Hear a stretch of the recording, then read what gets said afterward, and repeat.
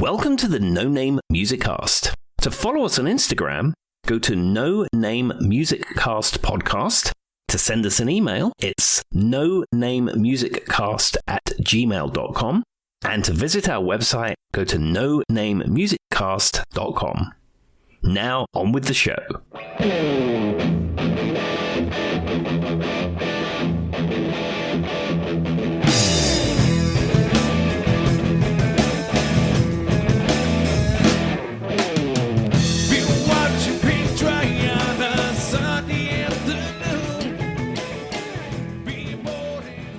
Hello and welcome, everybody. Welcome to the No Name Music Cast. My name's Tim, and this is Joy. And here we are. This is Thursday, the first day of the weekend, and we are recording a No Name Music Cast episode for you.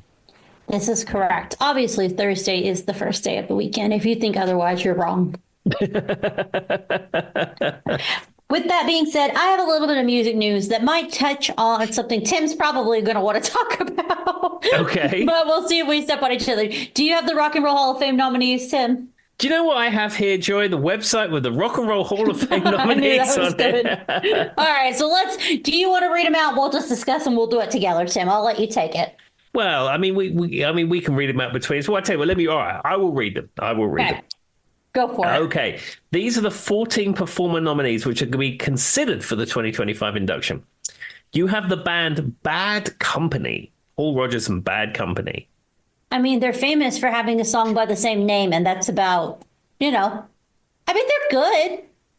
I guess they're not good. They're Bad Company, but they're generally a good band. I don't really give them a lot of thought.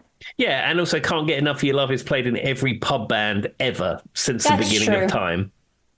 Yeah, you're probably right on that. All right, what's the next one, Tim? We have the Black Crowes. As you know, the Black Crowes split up very famously. The brothers couldn't make it work, and the brothers couldn't be friends ever again. And then the almighty dollar told them that they could be friends again. It just took a little bit of pushing. And then somehow hell froze over in their back. I mean, to be fair, they had probably 4 albums total, I would say. Close to that. They've got far more music than that. Wow. I think they have dozens of albums, live Maybe albums. I'm thinking before they broke up. I don't know. But with that being said, I'm not surprised they're on this list because they did have quite a few hits. Yeah, and you got Shake Your Moneymaker album, the Southern Harmony and Musical Companion. So and that's the ones that contain the hits, if you will, the hits from the 90s that you would probably recognize. But I know they've been very prolific. They've worked with Jimmy Page. They've done all kinds of things. I mean, it does seem a little bit overdue that they're not already in the Rock and Roll Hall of Fame. I think that's probably more what I thought. I'm surprised they're not already in the Rock and Roll Hall of Fame. Because, I originally said 4 albums. It is 9, but 4 of them were studio albums. And then they had 5 more based off of this. So Tim is correct, 9 total. And of course, they had so many different charting singles, like a lot of singles. My thing is, though, Tim, since they're from Georgia, were you aware of them before you came to America? Or was it more of an America thing? No, I knew exactly about them. I mean, Remedy, Hard to Handle, She Talks to Angels. I mean, I was aware of those long before I lived here. Certainly, Hard to Handle. Every pub band in the UK does Hard to Handle and does the Black Crowes version. And in fact, you will see it written on band set lists. Hard to Handle by the Black Crowes. No, it's by Otis Redding. It's a cover. That is true. That is true, but I could see how local kind of rock-ish bands, that song would be easy for anybody to pick up on. Well, there you go. I'm surprised they weren't already on there. All right, Tim, do you want me to read the next one? It is Mariah Carey. Yeah, I thought that she was probably already in the Rock and Roll Hall of Fame at this point. I would have thought so, because she's famously the highest grossing #1, female artist of all time. Or something along those lines. And maybe she's been overtaken now by Taylor Swift, but for years, since the early 90s, that's what she was, touted as. So. Yeah, 100%. I mean, I remember Mariah Carey when she came out with her MTV Unplugged and she covered the Jacksons' I'll Be There. For me, that is Mariah Carey. That is a Mariah Carey that I identify with. Her most recent stuff, much like Katy Perry, she's followed the times and the trends of the times, and she's more into that kind of house R&B rap type thing, and it's not really to my taste. Well, she did talk about some of it was because, she had all that drama when she married a record producer. He basically held her hostage in her house for years. Like there's a whole thing. And so then when she got free from him, I think she wanted to play around with what was modern, what was new, because he was kind of holding her in a certain time frame. But I mean, emotions, fantasy, touch my body, we belong together, always be my baby. I mean, the list for me goes on and on. I absolutely adore Mariah Carey. Even I liked Honey, I like Dream Lover, so on and so forth. And she did music with a lot of different other artists too. But you're right, though. It seems like somebody that would have already been inducted. That's the word I'm looking for. Introduced to be inducted, in fact. Whatever that is. All right. So Tim could give us the next one. Okay, so the next one is Chubby Checker. Talk about overdue. Yeah, I mean, he shouldn't have been in 50 years ago or something like that. Jesus. Like, he's known as one of the artists that affect, like, modern day everything. I don't know anybody who doesn't know the twist. Yeah, I mean, it's a legendary song for a legendary sort of 50s dance, the twist.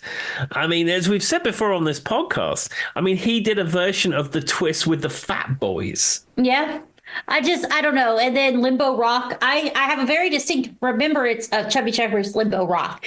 And as weird as this sounds, because I talk about how clumsy I am, as a kid, I was actually really quite good at roller skating. Me and Brady used to go every Saturday and Sunday, every day of our life for many, many, many years. And the Limbo version they would play every time I was there was his version. I never limboed, though, because I didn't really enjoy it, but that's why it sticks out to me. But anyway, I'm just saying, I just feel like he has such a history in kind of America, bandstand, Black history. I'm surprised he's not already in there. Yeah, you would have thought so. I think he was also on an episode of Miami Vice.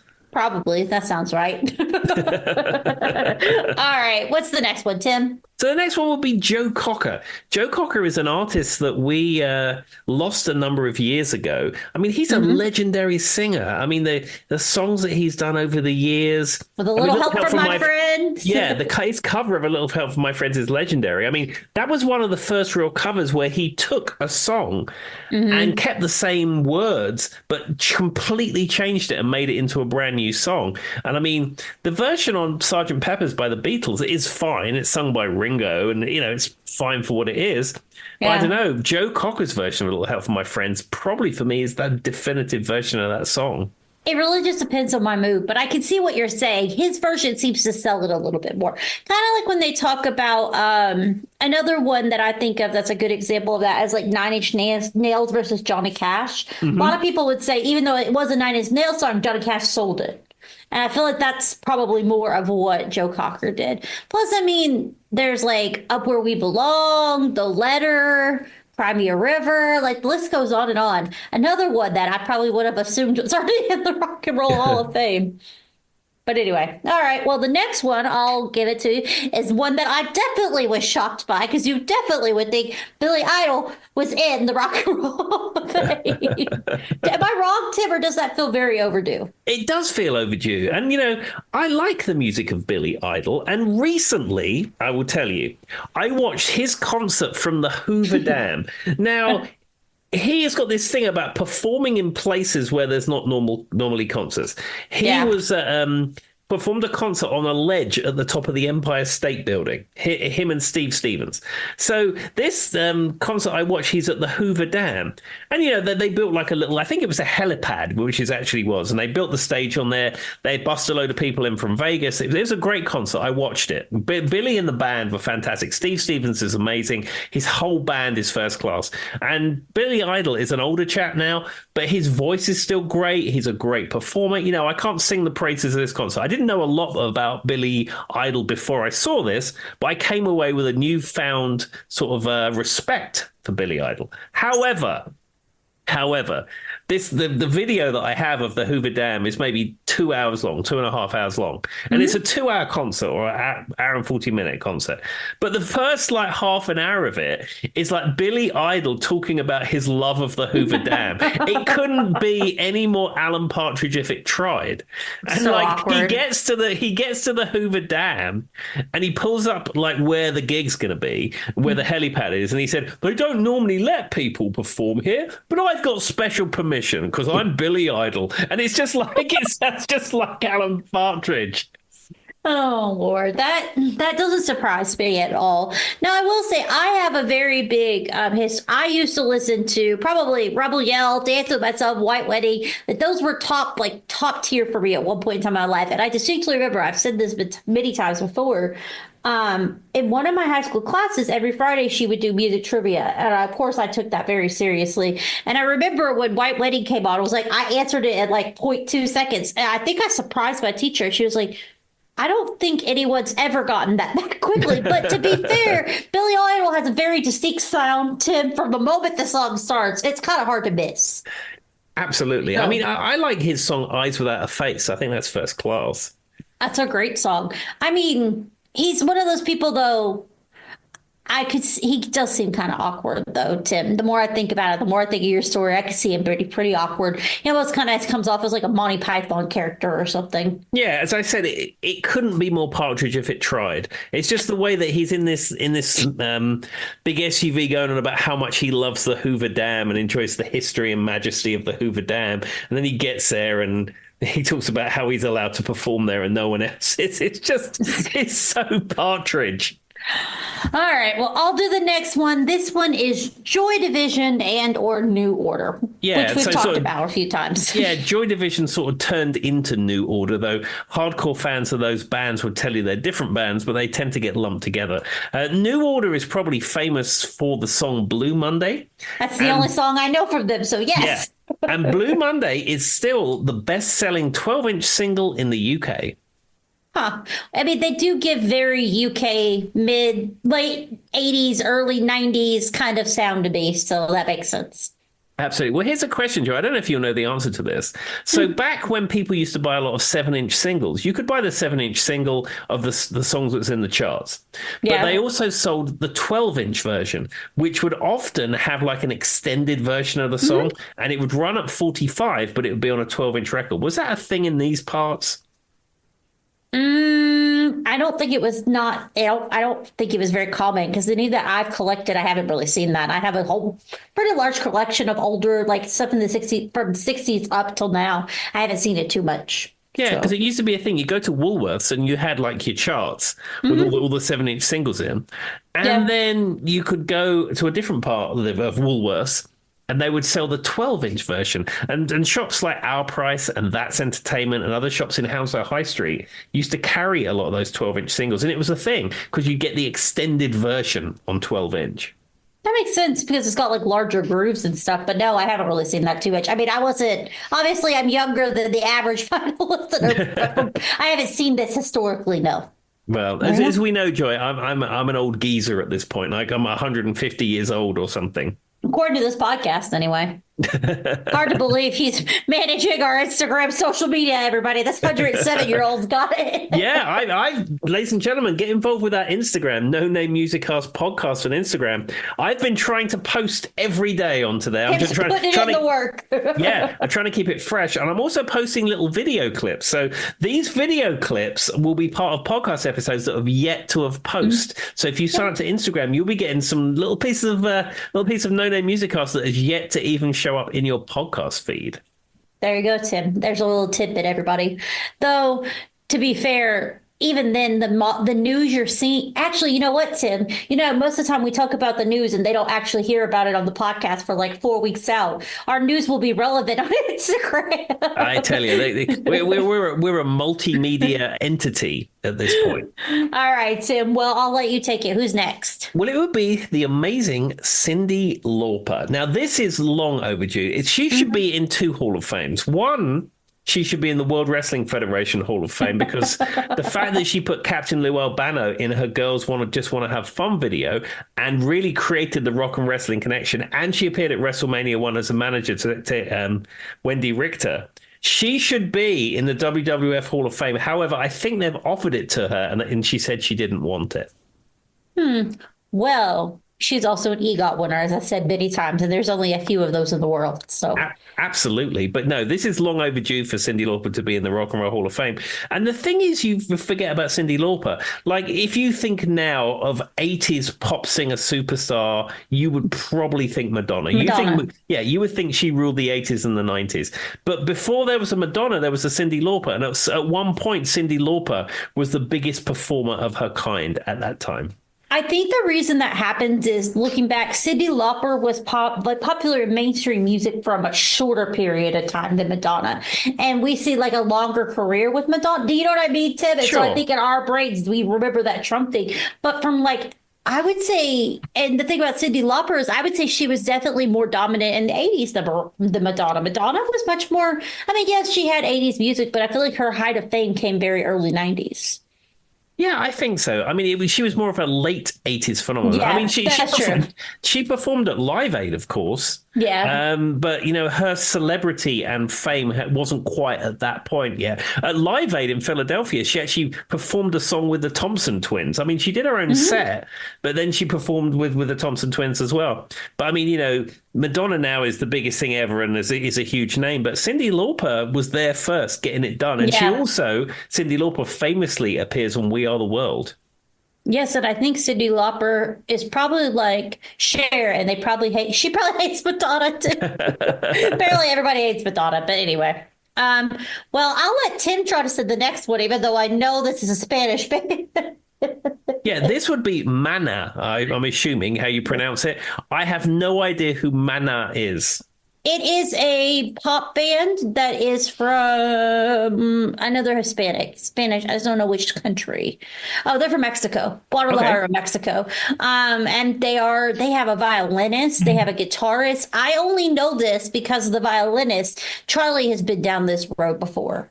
Okay. Well, I don't know a whole lot about them, but they have like a very niche market, and they are very rock, so it makes sense. Interesting. Maybe I'll check them out. That sounds interesting to me. It is. And I would say, if I was going to give them, they're kind of like a modern day rock pop kind of sound meets like orchestra or like a Charlie's kind of thing that he's super into. Yeah. So there you go. Similar to like someone like, are you familiar with Lindsay Stirling? That is Charles' absolute favorite. So yes, I'm very familiar. Yeah, because Lindsay Stirling is like classical mixed with rock, and she's a virtuoso violinist. Well, and her concerts are always so cool. I've always wanted to go to one. She does a lot of social media when you see her concerts, and she has the audience interact. And she's done like so many TikToks where the audience interacts with her music. Mm-hmm. So if you guys have never seen that, it's really cool. But yes, another example I've used many times is like, what's the one that comes out around Christmas time, Tim? Trans-Siberian Orchestra. Mm-hmm. That's probably the most famous one that I can kind of relate them to. Okay, interesting. Yeah, Lindsay Stirling is someone who used to come up when I used to listen to Pandora. I had a brief period of time where I listened to Pandora a lot, and I used to seed the various Pandora stations with different tracks. But the problem is by the time you seed them with some different, even completely different artists, and you thumbs up and thumbs down, all the stations end up sounding exactly the same. Yeah, I can agree with you that. But I remember when Pandora was the thing for like 5 minutes, and we all kind of listened to it. Yeah, Pandora still exists. I think it's $4 or $5 a month, and you can have the classic Pandora experience, whether your thumbs up and your thumbs down, no commercials, etc., etc. It used to be $2.99 a month, because I know that because I used to subscribe to it at one point. I did at one point. I don't remember how long ago that was, though. Yeah, but they also have a fully fledged streaming service that's similar to Spotify as well. But I mean, when you've got the Spotify, I mean, I've tried all these streaming services. I trialed them all. And for better or worse, you took one for the team, everybody. Yeah, I settled on the Spotify. I found that to be the best one. And you can go on about these streaming services like Apple Music and Tidal with their lossless files. I mean, my 50-year-old ears can't tell the difference, and it sounds great with everything I play in. So Spotify is... I thought you said you were 107, Tim. Make up your mind. Well, time is a social construct or something. Nah. Well, it's not linear. That's one of the ones. So I always talk about like how the concept of like light years trip me out. It's also the fact that time's not linear, but we could talk about that forever. Let's go back to the music. Okay. So let me read the next one. So the next one. Yeah. This would be Oasis. Another one that feels very overdue, considering there's like a whole piece of history based around them. Yeah, I mean, I will go on record and say when Oasis came out in the 90s, I Hmm. was not a fan. Not a fan at all. I found their music very kind of generic. They were apparently incredibly unpleasant people. They feel And like they could be that. That would yeah, surprise me. and I was not into that at all. Now, I've always said I do love the song Champagne Supernova. Champagne Supernova is an Mhm. absolutely fantastic song, and I've always thought that. Yeah, it's a good Um, song.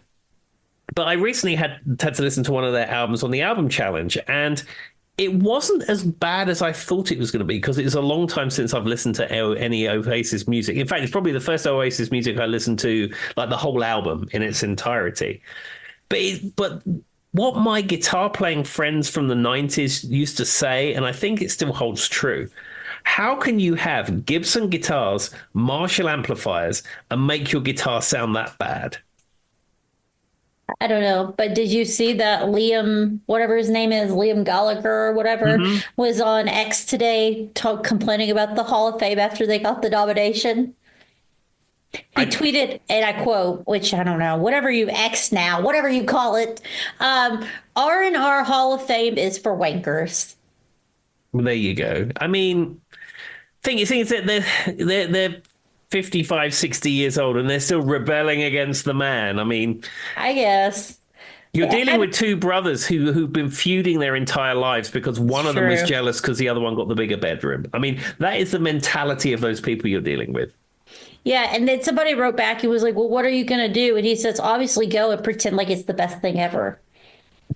So there you go, Yeah, guys. because my record company told me I had to because it'll increase sales. Anyway, it's not like the Rock and Roll Hall of Fame is like, I mean, yes, they make a little bit of money out of this, but it's not like it's a big monopoly like Ticketmaster or something. Calm down, Liam. No.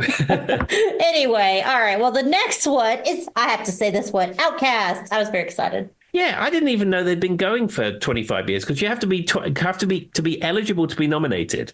You have to have 25 years after your first commercial recording.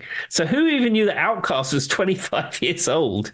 Well, I mean, it doesn't feel like it because, as we've talked about, the 80s were only 30 years ago. But I No, have to don't think, Joy, they're 20. They were 20 years ago. okay, Tim, the 80s were only 20 years ago, and the 90s were only 10 years ago. But I have Correct. to think, Outkast was making music when I was in middle school, and I don't know if you know this, Tim, but I'm 35, so it's not surprising that they in fact would have had, because I mean you've got like Hey Ya probably came out in 2002. I think that's the only Outkast song that I know. You might know I'm Sorry, Miss Jackson. Ooh, I am for real. That one. No, Never nothing. meant to make nothing. Okay, well, that one. And then I love they had that B.O.B. song, So Fresh and So Clean. Roses, Speaker Box, The Love Below. Tim's like, she's not speaking English. Anyway, I was excited to see Outcasts on this list. But Okay. yeah, it does feel weird to think they've been in music that long, but it really isn't when I think about the fact that I was like 12 the first time I heard an Outcast song. I was probably 27 or something like that. Now, the next band is a band I left because they were coming on and I didn't want to see their part of the concert, and that's Fish. Yeah, Fish is a improvisational jazz, not jazz, more jam band. But I mean, they have some jazzy Yeah. influences as well, but it's like an improvisational jam band type deal. I've got some Fish albums that I thrifted, and I've tried to get into Fish, but I mean, Trey, I forget how you say the guy's name. He's a great guitar player, but it's just not my cup of tea. So I was seeing, what was I seeing? I think it was band. Were they with? I can't remember now. They're with another band, y'all. It'll come to me in a minute. I'll yell it out. And they were the last ones to go on. I think there had been three different bands, and it was quite late. And we had already drove from Virginia to Charlotte, Tim. And I was like, no, I'm not staying for Fish. I'm sorry. I'm going back to the hotel. And so I did. But when I think of Fish, I think of one of my college professors I had a college professor who was during the last part of my degree. I had to do a capstone project and go through like a full, like do a full experiment, and do like the 36 pages worth of data and research. And that was his class. He was a very smart man. He was head of the psychology department at Radford, but he was obsessed with fish. And he looked like somebody who would be obsessed with fish. Because see, with college professors, you either get one of two things. You either get the most eccentric person you ever met or just the most boring person you've ever met. And there seems to be no middle, Tim. And he was under the eccentric part. And like, he would wear like his Birkenstocks and his fish t-shirt to class every day and would sit out on the quad and play a banjo on the regular. Interesting. So, that feels like somebody who would listen to Fish, doesn't it? It sounds like their core demographic is what that is. So that's my experience. And of course, the other alternative to that was his Grateful Dead t-shirt that he swapped between. So, yeah. And ironically would play the most random, no one's ever heard of it music on a banjo every day. So anyway, all right, Tim, I'll let you say the next one. The next one would be the mighty Soundgarden. I mean, a Soundgarden to me is, well, no, I guess it would have been 90s. Dang. Now the time frame's getting me, Tim. And now that you said the 25 years, I'm like, yeah, they've definitely been around for 25 years. No, I kind of find them to be like three-hit wonders. Well, you've got Black Hole Sun. And then you've got Spoon Man. Maybe they're one-hit wonder. Well, you got Spoon Man and Black Hole Sun.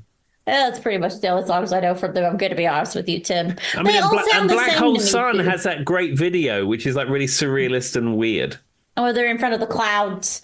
But I don't know. For me, they're kind of like all of their music sounds very similar. And so I kind of find it to all be album filler, if I'm being honest with you. Yeah, I'm not a huge Soundgarden fan. I'm a Hits fan. I mean, the album that this comes from, Black Hole Sun is on, is superb. But yeah, I mean, I think they're a lot like Pearl Jam in a lot of ways. Not so much just because they were sort of that kind of grunge Seattle sound or whatever. It's just that they have a couple album or one album that's incredibly strong. And if you're a fan, there's a lot of music there to enjoy. But I think for the casual fan, it's a few hits and maybe one really good album. I feel like part of this is coming from the fact that Chris Cornell had such a cult-like following even after he left Soundgarden. I feel like maybe this nominee is more about that because he passed away in like 2018 or something. Yeah, it was a few years ago, and incredibly sad. And I mean, the guy had been struggling, and it's terrible. A real loss to the music community. But yeah, I just find from a musical perspective, there's a few really strong hits and one good album, and there's not a lot for everyone unless you're a big fan. Now, he actually, though, he was in Audio Slave too, right, Tim? Or they formed Audio Slave with the members of Rage Against the Machine. Yeah. Which, if I had to pick one band out of that group that I love, I would much rather listen to Rage Against the Machine. Rage Against the Machine is a great band. Right. Tom Morello is an amazing guitarist. And they've recently been back up and like performing again a lot recently, Tim. I've been seeing where they've been maybe, fighting the power on TV with some of their lyrics like they do. And well, that's what they do. Anyway, so yes, out of all those bands, I picked Rage Against the Machine, but they're not part of the nominees, and we've been going on this list for a while now. So the final one is the White Stripes. Yeah, I will go on record and say I am not a fan of the White Stripes. I think they're one-hit wonders. I mean, you got that Seven Nation Army. The thing is about Jack White, I mean, he's spoken of in such revered terms for his guitar playing. And I don't think he's a good guitarist. And I mean, I don't like to discount somebody, just because, but I've heard him play. You're just missing that piece. I think he's missing something. And it's just... I mean, you can talk of his songwriting, and you can talk about all the work he's done with Third Man Records and the Vinyl Revolution and all that sort of stuff, or revival, should I say. But like when I hear him play guitar, it just sounds sloppy. It sounds sloppy and amateurish. And what is it that people say about him that they like? Yeah, maybe I'm missing the point, but whenever I've seen the White Stripes perform, especially a live concert, I just think this just sounds poor. And I don't know. Maybe I'm wrong and I'm missing the point. I don't know. I have no idea. For me, what I think of when I think of the White Stripes is I think of early 2000 when I was watching Fuse and we come home from school and I put on Fuse as soon as I got home to hear whatever like pop punk music was really popular at that moment. And that was right when Icky Thump, their album, was coming out. You have to remember I graduated in 2008 from high school. And so that's like, but that felt like such a small slither. You know what I mean, Tim? Like I just didn't feel like they were that popular for that long. And so maybe I'm missing a piece too. Because for me, I'm like, really? The White Stripes? Yeah, I remember being in a friend's house and they were at Glastonbury or something. This was a number of years ago, and the White Stripes were performing. And, I play guitar. My friend who I was with, she was a big music fan, but she didn't play an instrument. Okay. And her parents were music fans but didn't play, and there was a couple of other people there. And this White Stripes at Glastonbury performance was on the TV. And all of us unanimously looked at each other and said, this is terrible. Well, sorry if you're into the White Stripes. Me and Tim are just missing something there. But that would be that's the list. I think they said, when is it? April, when they actually do the inductees or something, Tim? It's something along those lines, yes. Late to spring. I think it's a pretty good list, though. It looks better than some of the years past, if I'm being completely honest with you. Yeah, it's more the spirit of rock and roll. I mean, Mariah Carey, you couldn't really say is rock and roll, neither the Outcasts, but I think that all of those people on that list are worthy this time. There we go. All right. Well, it is Tim's episode. We spent a lot of time discussing our music news, which I kind of figured we might have the same list. So I will let Tim take it from here. Okay, so I thought I would talk about this artist. This is an artist that we have spoken about over the years, over the 5 years of our podcast, but we've never really done an episode completely dedicated on them. And that would be Pink Floyd. Oh, good choice. Yeah, so the Pink Floyd catalog is huge. Yeah. And certainly a lot of the early Pink Floyd isn't as accessible as some of the mid and later to career Pink Floyd. Certainly some of the Syd Barrett era Pink Floyd, you really have to be a fan to enjoy that or appreciate it. I mean, I've got all of the albums and I've listened to all of their albums. I have them all on CD. But, my favorite parts of their career are probably mid to late. And in fact, I'm one of those people who actually like the Pink Floyd post Roger Waters more than the stuff that has Roger Waters in it. It really just depends on my mood for me, but I kind of like it equally. I don't find Wood to be like superior in my mind, I guess. Yeah, I mean, I love the Division Bell and what have you. But what I thought I would do, I'll just talk about Pink Floyd very quickly, just very briefly. There's a lot to discuss, and I'm not really going to go into it. And then I thought we'd pick through some of the hits, and we can talk about them and discuss, etc. You're not planning on going through the sonic philosophical? No, this is not a deep dive. We're just skimming the surface of the world of the Floyd. Fair enough. All right. Well, what you got? Okay, so they were formed in 1965. They were one of the first British psychedelic groups. Now, when they first came out, they were called the Pink Floyd Sound. And then they were called the Pink Floyd because, it was very trendy back then to be the something. Fair enough. But they were the Pink Floyd. But then they just became Pink Floyd. Now, originally, their guitarist and lead vocalist was Syd Barrett, and with Nick Mason on drums, Roger Waters on bass, and Richard Wright on keyboards. Now, Syd Barrett left a few years into Pink Floyd and was replaced by David Gilmour. Syd Barrett struggled with mental health problems, and he stepped away from Pink Floyd. But the David Gilmour era is probably what most people recognize as the sort of definitive Pink Floyd. I mean, it was only, late 60s when he did join? Yeah, it was very early into the career, but, your hardcore Pink Floyd fans always speak of Syd Barrett very much that they enjoy the work that he did. That's probably nostalgia coming through or something. Well, what's next, Tim? Okay, so they've had a number of albums out, as I said, famous albums, Dark Side of the Moon, Wish You Were Here, Animals, The Wall, etc., etc. They also created film scores and released live albums, and they did reunite for the Live 8 concert. Which was unusual because Roger Waters has sort of never said that he would never play with David Gilmour again. Yeah. And they got back together in 2005 and they Is performed a it the one-off. money? The Well, no, it money was a called. one-off. Live 8 was a Oh charity yeah, that was the event. charity of it. But I mean, the And money for someone else. That makes sense. yeah, I mean, but they performed just that once. So I think Roger Waters has performed with David He Gilmour. always comes off as such a mean person to me. Yeah, I Sorry. mean, they're just old geezers and they're feuding. It's They feel absolutely. very mean spirited, and that's probably not how it needs to come off, but it does for some reason. Yeah, and they're always saying bad things about each other in the press, and it's ridiculous. But as of late, there hasn't been a lot of harmony in that camp.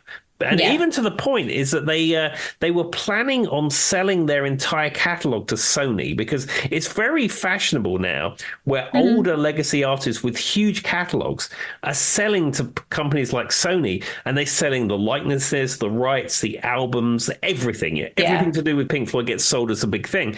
And they were going to do this a number of years ago, but because Roger Waters and David Gilmour couldn't get on, they couldn't get this deal signed. Doesn't surprise me. So I guess money doesn't make everything, Tim. Well, it did, because in October of 2024, they did sold their entire catalog for $400 million, and they've handed over everything to do with Pink Floyd over to Sony. Yeah, there you go. I guess money does triumph in the end. Yeah, and then the article that I was researching when I was looking into this, it says, the deal, one of the largest in many recent years, apparently has finally concluded, despite decades of ongoing infighting and bitter words between the band members, notably chief songwriters Roger Waters and David Gilmour. Well, at least their reputation precedes them. Yeah, it's like, folks, you're old. Just get along and get relax. this sorted out. I don't know. I think the problem here is probably Roger Waters. Having seen him and David Gilmour interviewed, David Gilmour seems like a pretty mellow fellow to me. Yeah, I can agree with that. Roger Walters comes off as just aggressive at his core. Yeah, he just seems constantly angry. Like I saw him interviewed on Conan O'Brien one time. He just seems like angry. But it does, you can't ever really pick out what he's angry about. Like, he just seems angry. Like one of those people, like people that you've met that you swear they want to be angry. Like Yeah. they have to want to be so aggressive because he's like, and the other thing is, though, I will say he does kind of come off to me as like a old British guy sitting at a pub just complaining all the time about his own buddies. I don't know. Complaining his beer's warm. Sitting there That's in a true. pub. Too much head complaining on his- his beer or something. Yeah, his beer's warm or something. That sounds right.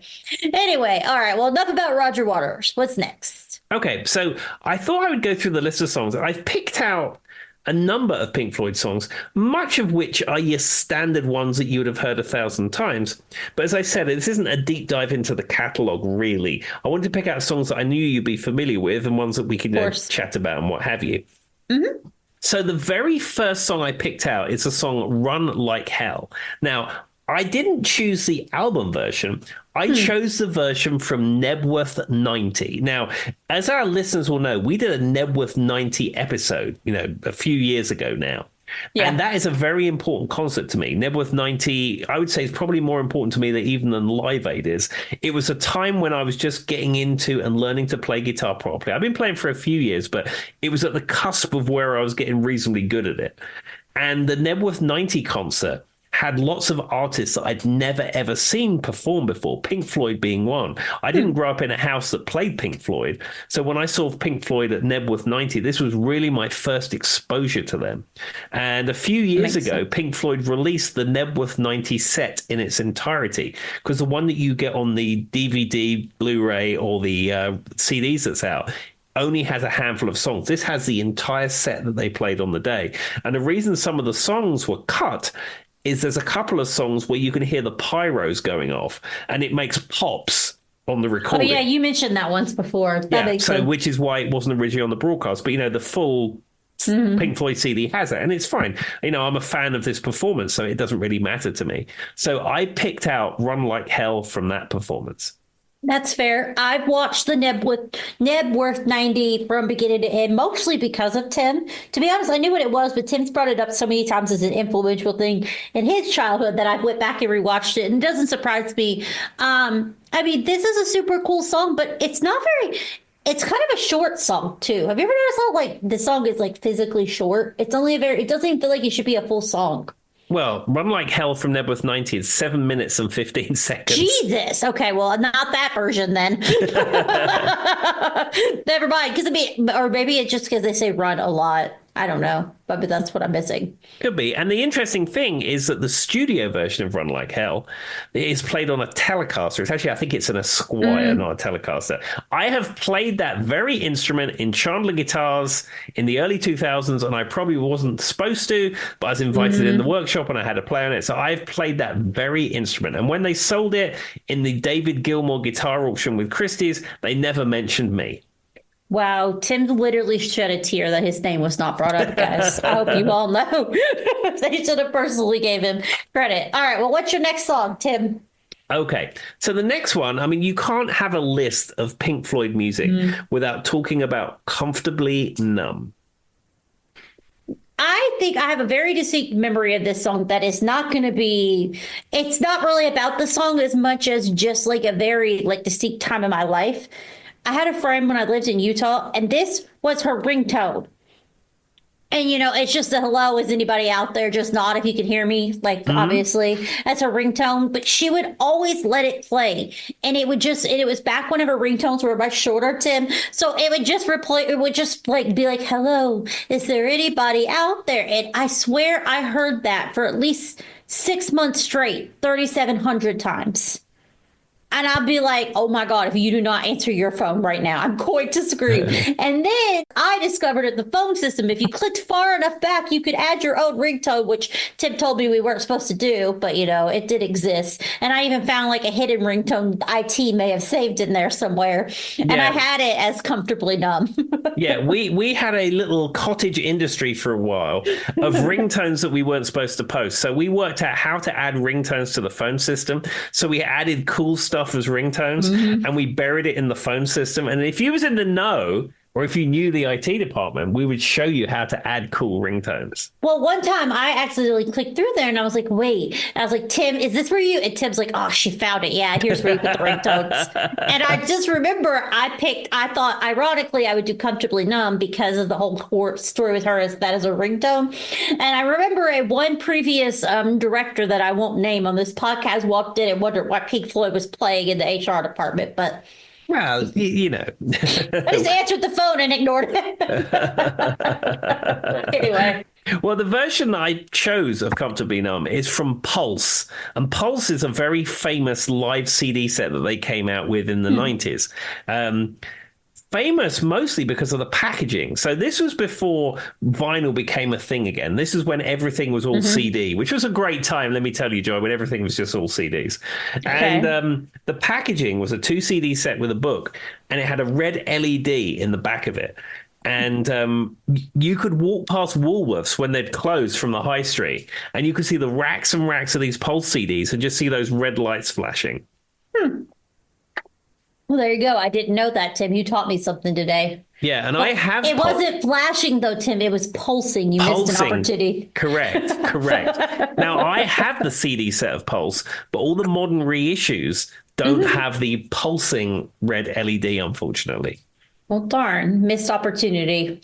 Well, there are tutorials online about how to add the flashing component to your reissue set. And there's also YouTube videos, is if you have an original Pulse, how to change the battery, because the battery is inside and you have to tear some paper out to get it out. And it's like, there's YouTube for everything, including this. Fair enough. Well, if anybody does that, record a video and send it to us on Instagram and we'll post it. There we go. Tim will be watching the DMs closely to see if anyone sends him a red pulsing light. All right, what's next, sir? So the next one is from the album The Division Bell. Now, The Division Bell was my very first Pink Floyd album. Outside of Nebworth 90, I had no knowledge of their classic albums at all. And on the back of seeing them at Nebworth 90, I purchased the album The Division Bell. So, in some respects back then, I just thought they were just another contemporary band. I didn't really know of the legend of Pink Floyd. And I saw their set and I thought, well, maybe I'd like to buy their album and see what that's all about. And this was the first one without Roger Waters, right? It was the second one. Okay. So I knew it was... Go ahead, sorry. Yeah. So I went down to Woolworths and I went and bought this. And I really love this album. I mean, in some respects, The Division Bell is maybe my favorite Pink Floyd album. I mean, of course, at this stage, I love the classics, Dark Side of the Moon, etc., etc. But I don't know, for me, The Division Bell is the Pink Floyd album that I most appreciate and sort of I feel close to it. You know what I mean? It's probably a nostalgic thing for you because that was like your first real like dive into it, so it's familiar.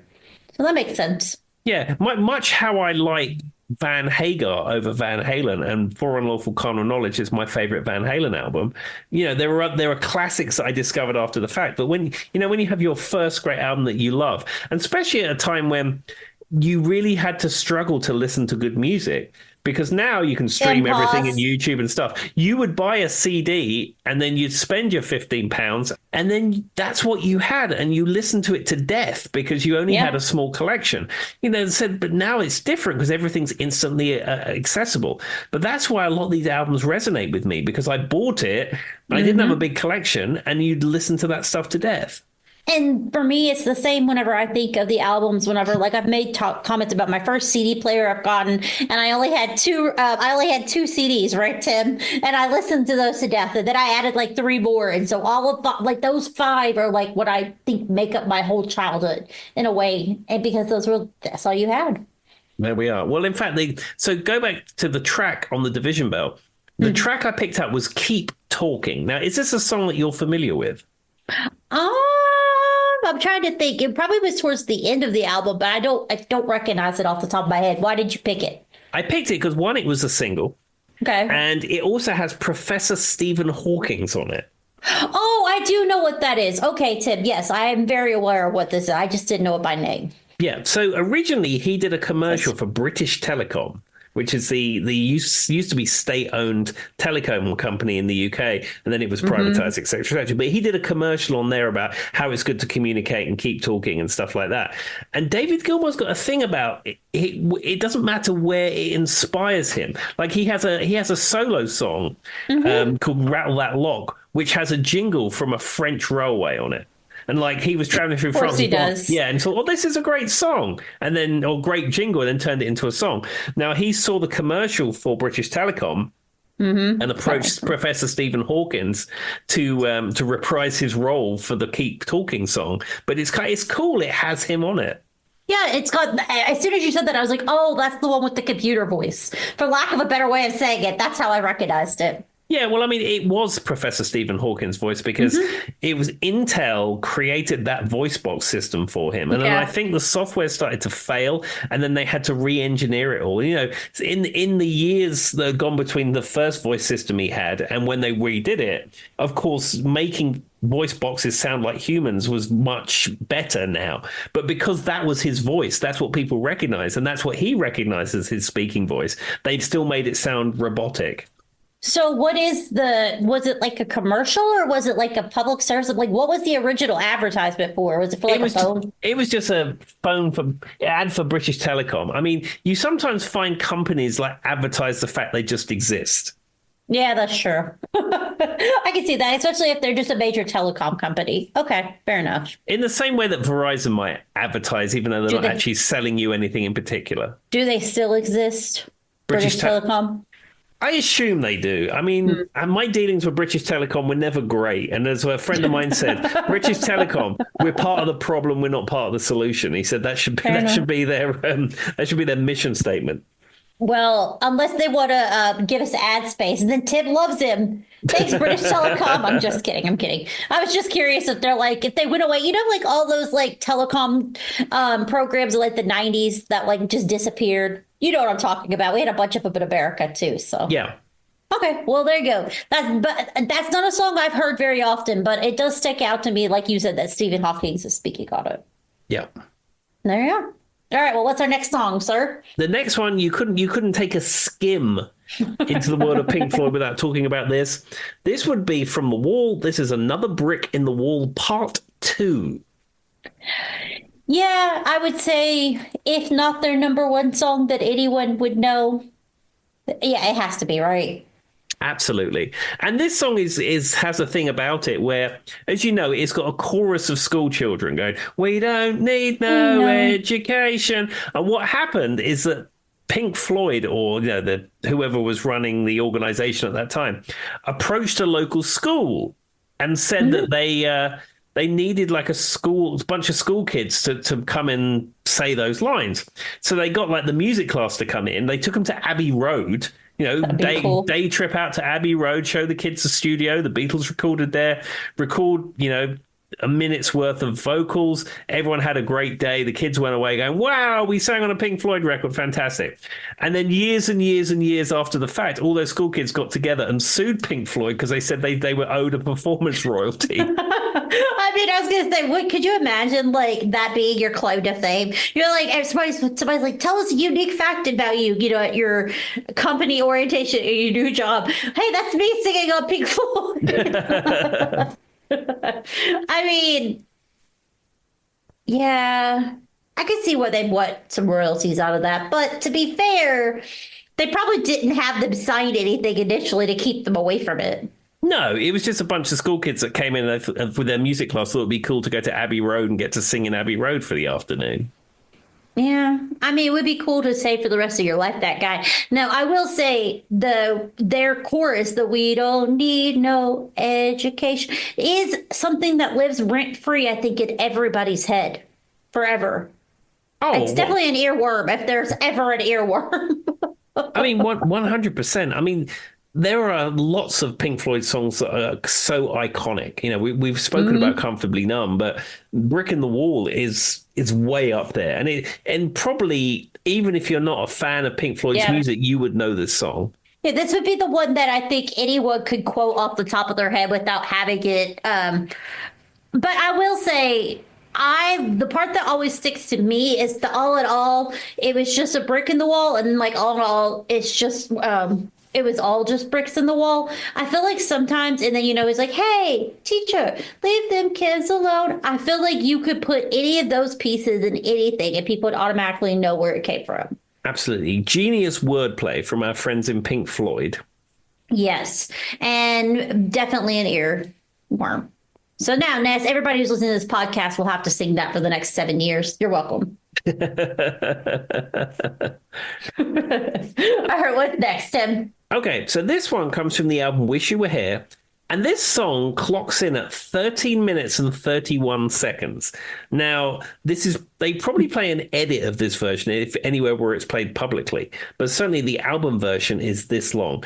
And this would be Shine On, You Crazy Diamonds. Now, if you didn't know this is a song about Syd Barrett, who we mentioned earlier, was the original singer and guitarist in Pink Floyd. Isn't it like parts 1 through 5 or something, Tim? It is, but I mean, on the album, the 13-minute version is the version.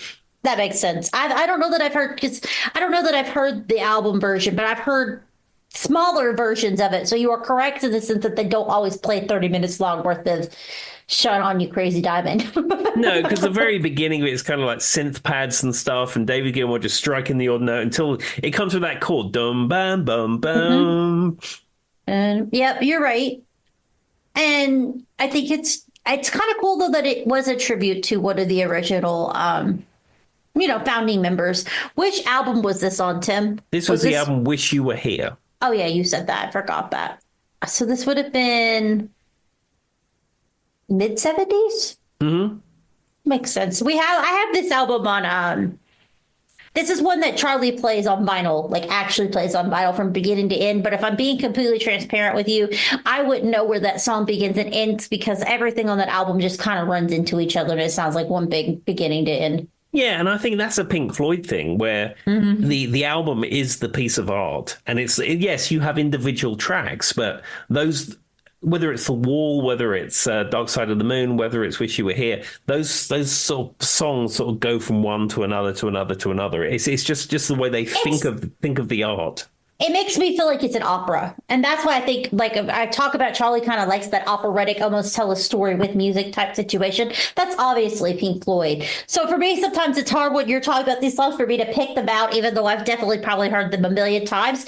Because like you said, the whole album is the art. You have to listen to it from beginning and end for like a true Pink Floyd aficionado, I guess. Not Absolutely. That I'm one of those, but you know what I mean. And best enjoyed laying on the floor in the dark, chemically enhanced, I believe is the best Pink Floyd listening experience. That's probably what they would suggest to you. That's definitely what they would suggest to you. And you could always try listening to it backwards. We've heard about that as well. But anyway, all right. What's your next song, Tim? Okay, I've taken another track from Wish You Were Here, and Okay. this is a song, Have a Cigar. Now, the reason I picked this out is not so much for the Pink Floyd version, which I do love the Pink Floyd version, but it's the version of Mission Impossible 2, which is the Foo Of course it Fighters is. featuring Brian May. I knew that was coming. That's probably the version that I know more than the Pink Floyd version. But to be fair, the only reason I know it is because of Brian May. Yeah, I knew of the Foo Fighters Brian May version before I even knew of the Pink Floyd version. I think you're probably right because yeah, I'm pretty sure I knew this version because it came out right at like 2000. And so that was like the height of Fuse, and this song played pretty often. I would have picked this out before I would have known it was Pink Floyd. Yeah, and the other thing is sure. that Taylor Hawkins actually sings on that song, not Dave Grohl. Oh, I've never really thought about that, but that makes sense. And when I think about how it sounds, like that definitely sounds more of his voice, which Taylor Hawkins was actually a very decent singer, everyone. We've talked about that on this podcast before. Absolutely. And in fact, I'm just about to launch into listening to the discography of Taylor Hawkins and the Coattail Riders. Because, as I drive up to my gigs, I worked my way through the Foo Fighters catalog. I worked my way through Chris Shiflett. I'm currently working my way through Pat Smear, who only has one album. And then I'm moving into Taylor Hawkins and the Coattail Riders. So I'm just trying to get all my Foo out, if you know what I mean. Do you keep an official spreadsheet of this, Tim, or is this all in your brain? No, I just like them in Spotify. And then once I've finished liking them, I know I've listened to them all. People listening probably think that's a very weird statement for me to make, but if you know Tim personally, it really isn't. He likes a spreadsheet, y'all. I do. I mean, you got my very famous lunch spreadsheet, for example. He does have a famous lunch spreadsheet, which keeps up with his monthly birthdays. He has a spreadsheet to tell him how many times people have guessed he's Australian. I'm sure he has a spreadsheet for when he went to every Hard Rock, so on and so forth. We do have a spreadsheet for that. It's actually now a Google document, but yes. That doesn't shock me in any way. I made that one up, but I'm not surprised that does exist. All right. Well, enough of me judging Tim's spreadsheet obsession. What's next? Okay, so I'm going to move on to the Dark Side of the Moon album, which is a legendary album. Of course. Famous iconography with the cover, the music that's on it, etc. So I'm going to pick a couple of songs off Dark Side of the Moon. The first one is the song Great Gig in the Sky. Now, this is the one that's very famous because it has that long female singing shenanigans going on. I've heard this one about a million times because this is also another album that if I had to rank up there that Charlie wants to play from beginning to end, this would be it. And that song specifically is right at the end of side one. I know that much. And Tim, I would have probably known, but there was it's like a weird vocalist kind of singing thing happening. I don't know how to explain it if you've never heard it. Yeah, I mean, it's so sort of iconic at this point. Now, David Gilmour performed some concerts a number of years ago where he had three singers singing it in unison, and I didn't think it worked as well. The single powerful singer is probably the way to go. I mean, there's a cover band called the Black Jacket Symphony who cover various acts. They do like a full-on just sounds like the record type thing. And they came to Roanoke and did Dark Side of the Moon. And they performed Great Gig in the Sky. And the singer they had singing it on their performance was absolutely superb. Well, if they're listening, we'd love to know more about you guys. Because it sounds like they're fantastic. Now, I can't imagine trying to sing this in general live, Tim. That just sounds incredibly difficult from the get-go. But well, she did an absolutely fantastic job. I mean, she was a great singer, but she, on this song in particular, did a fantastic job. do you know anything about the lady who sung it on the Pink Floyd version? I really don't, if I'm being completely transparent with you. I have no idea. Let's Google it, guys. Let's see who it is. Give it a goog, Joy. Give it a goog. The Great Gig. I feel like we should honor her because I really don't know anything about her. All right. The Great Gig in the Side, Dark Side of the Moon. Her name is Claire H. Torrey.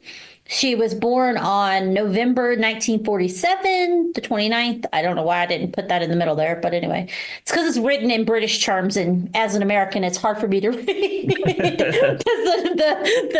the date and the month were in the British way. But anyway, it's a British singer known for performing improv's wordless vocals on the song "The Great Gig in the Sky" on Pink Floyd's album 1973. She also sang the theme of the 1977 film OCE in the same style, and she did a cover of Dolly Parton's "Love Is Like a Butterfly" for the opening titles of the BBC TV series Butterflies. Interesting. And that's pretty much all it says about her. She was a session singer. Oh, she worked on the Alan Parsons project. So there you go. She did the lead vocal on a track in 1979's Eve. She was Olivia Newton. She worked with Olivia Newton-John. But that's about it, Tim. Oh, just some other different TV shows like Don't Hold Back, the Alan Parsons project. Culture Club's Waking Up with the House on Fire. There you go, guys. Interesting. I mean, just having that one album credit of being a Great Gig in the Sky, I think that would be enough for me. She probably is still getting royalties from the song. It doesn't have to do much more. I mean, just like if she did a Dolly Parton version, she'd probably get royalties for that for the rest of her life too. So, she sang it at Nebworth. It does say she sang it again at their 1990 concert at Nebworth, Tim. So she was there. It was actually her. I will have to go back and listen to that. Yep. So there you go, guys. She was at Nebworth 90. Yeah, I didn't see her at Nebworth 90 because that was one of the tracks that didn't make it to the official broadcast. Well, if the rhymes with encyclopedia page is wrong, I didn't write it. I'm just trying to figure out who she is. Anyway, don't come for me, internet. And apparently when she did sing The Great Gig in the Sky, it was at the famous Rainbow Theatre in London. There we are. All right. Well, now we know. It's kind of interesting how when you find somebody like this, because you just assume if they're known for such an existential, large song, they had to do a bunch of stuff. But no, mostly it looks like she did covers and session work at Abbey Road Studios.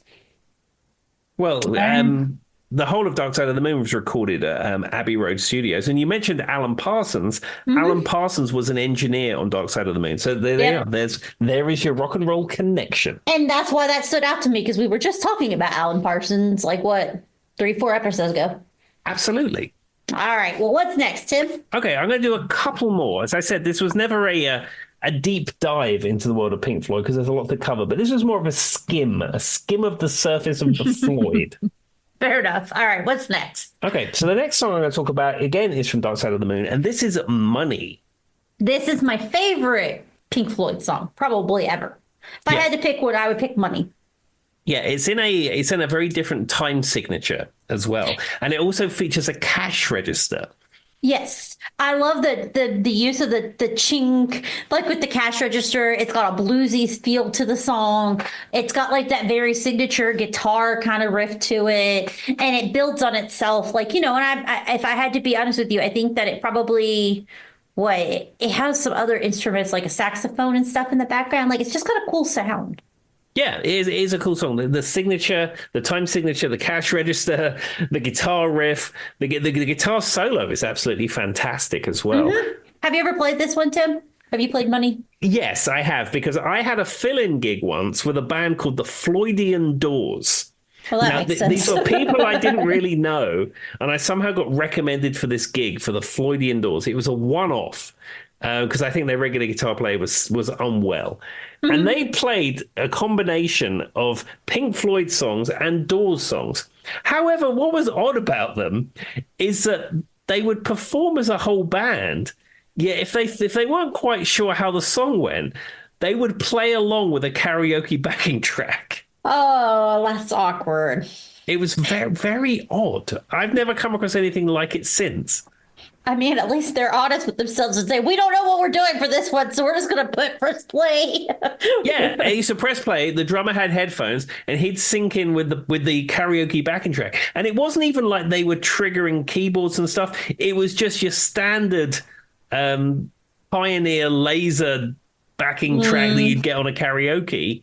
And So then they weird. played along with it. It was very odd. And I learned and crammed all these songs for this gig. And it wasn't really needed because everything was on the backing track. Well, and this song famously has like a very unusual time signature, so it's probably was it difficult to learn? It's like 7/4 or something. No, I mean, as a guitar player, it's straightforward. If you're a drummer or bass player That's looking at it, true. it might be a little bit tricky. As a guitar player, I mean, it's just pretty straightforward. Fair enough. Okay, well, Tim's talented, everybody, so it makes sense that it'd be easy for him. No, but I was just thinking, I was like, I don't know. I was trying to think of. I mean, it sounds pretty easy when you hear it, but like, it does have kind of that that bass line that's famous. I guess maybe for a bass player it'd be more difficult. I don't know. But anyway, yeah, if I had to pick one song, this would be the one that I'd pick as my favorite Pink Floyd song. And probably one that most people generally would know and sounds distinctly different than everything else on the album. So it sticks out to me because it's on the second half, right at the beginning, and it doesn't sound like an operatic and since like the rest of the albums.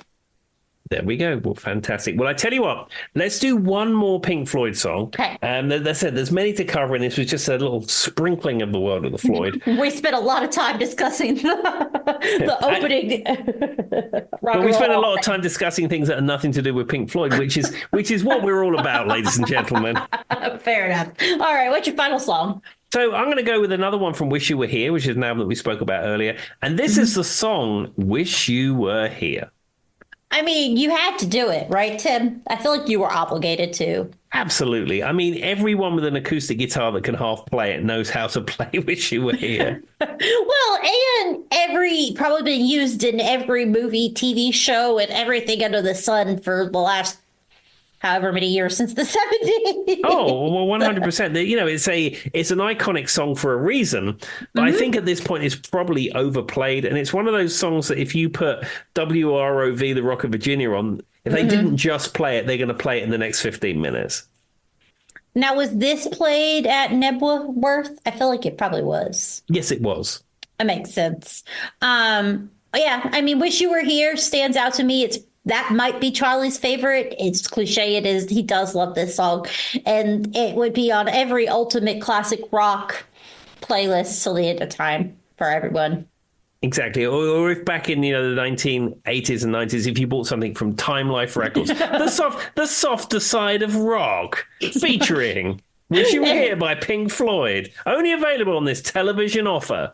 So interesting you would say that. I wonder if this is a American experience or if this is a universal experience. And the reason I ask this is at night. So if you would fall asleep in America to a TV, you would almost always be woken up by one of those like albums where they're like singing like Celine Dion and like just very dramatic music out of nowhere. And it'd be like one guy talking about exactly the way Tim just did that introduction, but it would always be at like 3 a.m. in the morning and give you a heart attack as you fall out of bed because Celine Dion's going, and right in your ear as you fall out of TV. Is that a universal experience? Yeah, this was the same thing. Like late night TV commercials in England was exactly the same, where you'd buy some kind of like the heart of rock and roll from Time Life Records, featuring Billy Idol, Guns N' Roses. And only available in this TV offer, not available in the shops. Call now. For $19.99. Because if they said 2010, you would never buy it. You had to do $19.99 for the psychology behind it. Did you know they actually did tons of studies, and by doing the 99 cents thing, it actually does make people buy, because for some reason our brains will find that just looks less. Yeah. There you go. Every retailer and since the beginning of time has made it 99 or 98 or something like that. And and they did like tons and tons of studies, and they consistently found out that more people would buy it if it was $19.99 instead of $20. There you go. Well, I can tell you, breaking news, Time Life Music, which was a division of Time Life Books, they stopped pressing LP records in 1990, and they eventually shut down in 2023. So it was only 2 years ago that Time Life Music shut down. They were probably still making TV box set offers until 2 years ago. And it was like I said, though, I find it funny. It would always be, and for some reason, they would go through a list of songs, and they would be really like simple songs. It'd be like CCR, and then it would be like the Jackson Five, and then you would hear like Celine Dion, and it would just be like, or Tony Braxton, and then you just have like Tony Braxton break out in the loudest sounding singing she could, and everything else would be super quiet. But as soon as they started singing, it's like the whole room would change. Yeah, it's a featuring Heart. What about love? Really loudly, yeah. That's exactly how it would always go. It'd be right at the chorus, right when they're screaming at you, and you're like, "Oh my God, what's happening?" Tell now, about is too good. That's exactly how it would go. Yeah. All right. Well, now that we've ruined everybody's eardrums listening to this podcast, hopefully you guys weren't trying to fall asleep. I'm just happy to know that's a universal experience we all had. absolutely 100%. All right. Well, what would you like to leave the people with, Tim? Just be kind to everyone that you meet, and send us an email, or join us on Instagram, or visit our website. All the information is at the very beginning of the episode. Or the new YouTube channel, if you prefer, that's like one of your preferred methods of media, we are on there too. All you have to do is search No Name Music Cast, and we will come right back up with the same logo you've seen on everything else. Absolutely. All right. Bye-bye. See you later. Bye-bye. To remind me of another day to